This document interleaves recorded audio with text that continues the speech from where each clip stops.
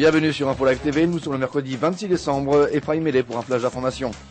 Le Premier ministre israélien Ehud Olmert a fait transmettre hier, mardi, un message au président syrien Bachar el-Assad, lui rappelant qu'Israël attendait encore une réponse du régime de Damas sur la possibilité éventuelle de ressusciter les pourparlers de paix entre les deux pays.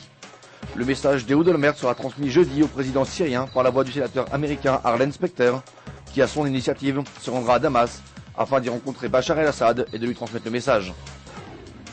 Une opération de l'agence juive menée dans le plus grand secret a permis hier à 43 juifs en provenance d'Iran d'atterrir en Israël sains et saufs et de rejoindre ainsi leur famille déjà présente en Israël. Le groupe de nouveaux immigrants a rejoint Israël après une longue route à travers différents pays du Moyen-Orient. Chaque immigrant recevra la somme de $10 000 pour l'aider à commencer sa nouvelle vie en tant que citoyen israélien. L'Iran aurait réussi à mettre au point de manière spectaculaire un ordinateur ultra performant afin de permettre à la République islamique d'analyser très rapidement tout type d'informations et d'utiliser des systèmes de cryptage disponibles uniquement sur ce type de superordinateur. Au moment où l'Iran est limité par un embargo international portant aussi sur un matériel informatique puissant, cet ordinateur et son système de cryptage compliqueront singulièrement le travail des agences de renseignement occidentales. 5 membres d'une cellule terroriste du Hamas qui opérait à Naplouse ont été capturés hier lors d'une opération conjointe de l'armée et des services de renseignement. Cette cellule était responsable, entre autres, de l'attaque à l'arme automatique contre des civils israéliens à Ariel il y a 2 mois, ainsi que du meurtre de 2 soldats israéliens en 2005, près de Migdalim, en Judée-Samarie. Les terroristes, en 2005, s'étaient déguisés en soldats israéliens avant de stopper une voiture et d'ouvrir le feu sur ses occupants. Un hélicoptère de l'armée israélienne a mené un raid hier soir dans le nord de la bande de Gaza contre un groupe de lanceurs de Qassam, blessant 3 membres du djihad islamique.